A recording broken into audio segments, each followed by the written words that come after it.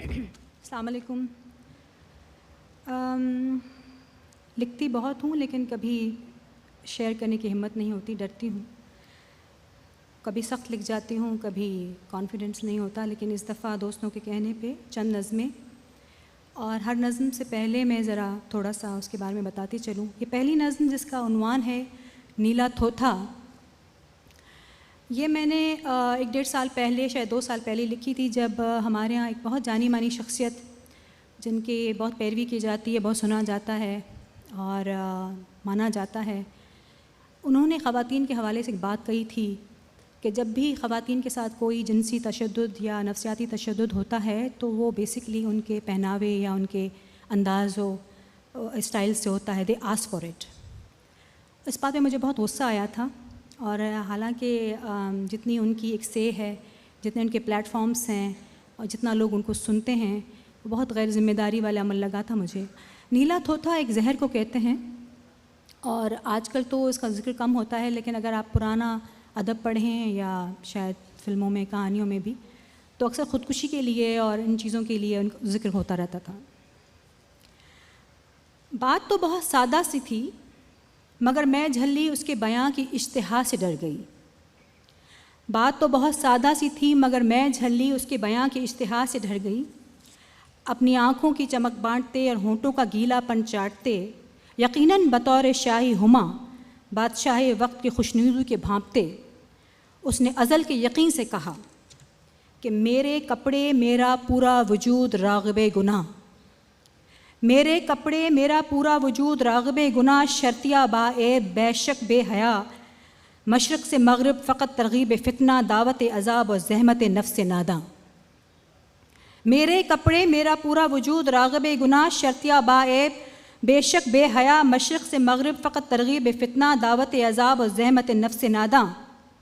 یہ اصرار کہ میرے انداز و خد و خال قبل قیامت سورج بجھاتے اور کئی چاند دفناتے کافر و قاتل.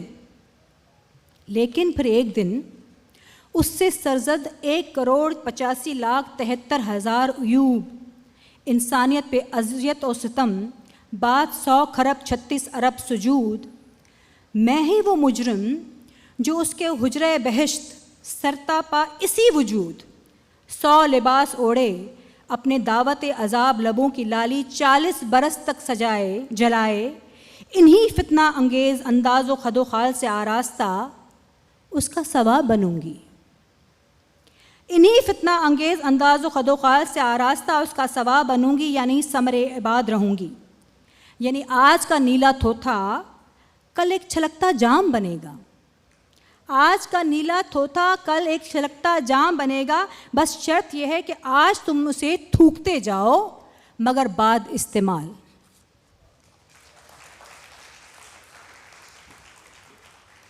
یہ دوسری نظم میں نے پچھلے دنوں ہماری ایک بہت بہادر خاتون ایکٹیوسٹ، ان کے قتل اور پھر خصوصاً تدفین کو لے کے بہت کنٹروورسی بھی رہی اور بہت ہی غم و غصے کی لہر تھی عوام میں. اس موقع پہ میں نے لکھی تھی، یہ کب تک چلے گا؟ یہ کب تک چلے گا؟ دل چاہتا ہے کہ ایک سرنگ کی طرح زیر زمیں ہو جائیں. دل چاہتا ہے کہ ایک سرنگ کی طرح زیر زمیں ہو جائیں. یہ وقت کی بدماشی، فیصلوں کا سلبٹہ، کڑکڑاتی الجھن، صحن کی پھانس، زنانے سانچے میں مسلسل قد چھلواتی آواز، یہ کب تک چلے گا؟ ان کے لیے ہر سورج جیسے دہکتا ہوا زخم، ہر چاند موت کی چوکھٹ تکتا ہوا آسیب، ہر جاتا برس امیدیں ہڑپتا، لاچاری اگلتا جیسے سوکھی مٹی کا گہنا، گلے لگائے بھر بھر اڑ جائے. یہ سب اس قدر دوبھر کیوں ہے؟ ان کا جینا اتنا مشکل کیوں ہے؟ آسان کر دو، آسان کر دو. یہ سانس لینا، بات کرنا، سوچ سکنا آسان کر دو. 2 حرف پڑھنا، سچ مچ کا ہنسنا، اپنے پیاروں سے ملنا اور اپنے پیاروں کے بیچ مرنا آسان کر دو. لیکن اب جب تم بدی سے تھل تھل رک نہ سکے، جب ایک سچ کو ساکت کر ہی چکے ہو اور بے نام سایوں میں چھپ کر ایک چپ کو لاگو کر ہی چکے ہو، آخری سفر تو آسان کر دو.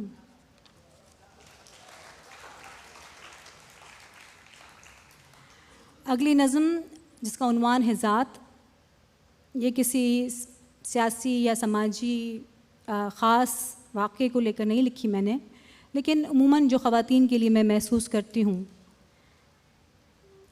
دہلیزیں بندشیں نہیں ہوتیں، گھر کی دہلیزیں بندشیں نہیں ہوتیں، لیکن زندان ذات کی حدیں نہیں ہوتیں. دہلیزیں بندشیں نہیں ہوتیں لیکن زندان ذات کی حدیں نہیں ہوتیں. فقط زیر نگی سوچ کے دائرے ٹھہرے کامل پہرے دار، اور وجود کے معصوم اضافے پیروں میں پھٹتے انار. یہ سناٹا جو رات دن جگر چباتا ہے، تاب تاب در و دیوار میں ہے ذہن میں نہیں. یہ سناٹا جو دن رات جگر چباتا ہے، تاب تاب در و دیوار میں ہے ذہن میں نہیں.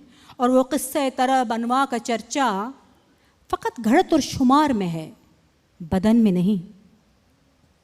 صاحب و عقل و شعور جسے ہم کہیں کچھ بھی نہیں ماں سوائے تقسیم و تفریق ریاضی کے. عقل و شعور جسے ہم کہیں کچھ بھی نہیں ماں سوائے تفریق و تقسیم کے ریاضی کے، کیونکہ یہاں ہر چاہت تو ہوئی مان نفع، خواہش باعث نقصان. ہر دھوپ کا دفتر منفی، ہر چھاؤں کی کٹوتی، من کی ہنسی صفر ہی صفر. اور یوں تو میرے اندر کا بڑا بابو تول کا پکا، بٹھائے غلط و صحیح با دلیل، نفع شناس تمنا کا بخیل. اور میری سماجی پونجی کے ترازو کے پلڑے، ہر اچھے سے برے سے واقف، دائرے دائرے دمڑی دمڑی کے شائلاک. مگر آج کل ان دنوں جی کچھ بے ایمان سا ہے. ذخیرہ اندوزی چاہ جانے کب ہو گئی، فرصت یاد تول تو لیتی ہے مولنے کو تیار نہیں. حسرت کم داموں دستیاب اور خواہش ضرب در ضرب.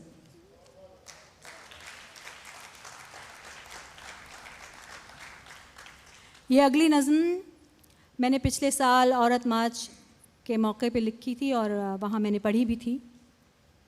اس کا عنوان ہے بھیڑوں کے چھتے. آئی ایم شیور کہ بھیڑوں کے بارے میں آپ جانتے ہوں گے کس کو کہتے ہیں.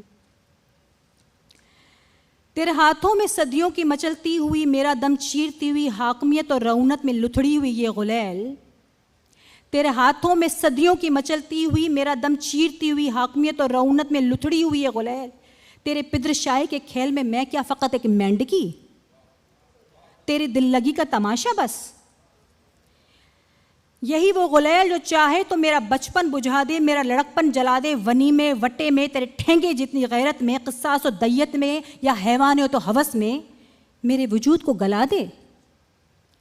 اور میری راکھ تیرے ہی ماتھے لگے، تجھے قوم کا پیر میر قانون و دستگیر بنا دے.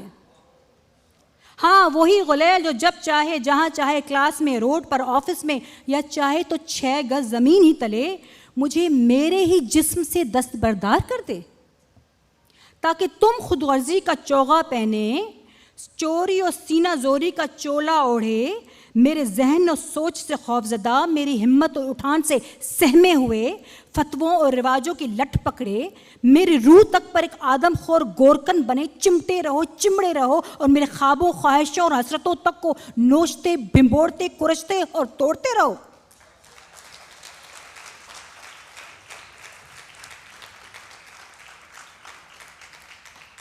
مگر اب نہیں، بس اب نہیں. اب تمہاری اس گلی سڑی بدبودار غلیل کا نشانہ ہم بدل دیں گے کہ ہم جنہیں تم محض مار کھاتی مینڈکیاں سمجھتے تھے، ساتھ مل کر، ہاتھوں میں ہاتھ پکڑ کر، شہر در شہر لاکھوں ہزاروں گنگناتی، چھمچھماتی، دھڑدھڑاتی بھیڑوں کے چھتے بن گئی ہیں. اب اگر ہمت ہے تو ذرا ہاتھ بڑھا کر تو دیکھو جانے من. اب اگر ہمت ہے تو ذرا ہاتھ بڑھا کے تو دیکھو جانے من. تھر تھراؤ گے، مات کھاؤ گے اور بہت پچھتاؤ گے کہ اب تمہاری وہ دل لگی دل کی لگی بن چکی. اب تمہیں اس غلیل کی نہیں سچ کی ضرورت ہے. اب تمہیں اس غلیل کی نہیں سچ کی ضرورت ہے. اور سچ یہ کہ ہم نے تمہیں جنما، ہم نے تمہیں جنما، اور جو ہم نہیں تو تم بھی نہیں. شکریہ.